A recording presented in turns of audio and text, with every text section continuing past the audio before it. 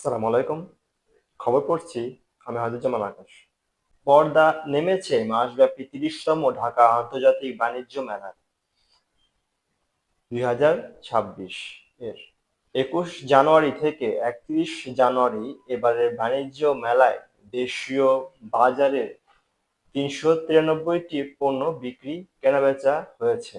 এই সময় বিদেশিদের কাছ থেকে ১,৮০,০০,০০০ মার্কিন ডলারের বাংলাদেশি মুদ্রায় প্রায় ২২৪ কোটি টাকা পণ্য রপ্তানি এদেশে এসেছে।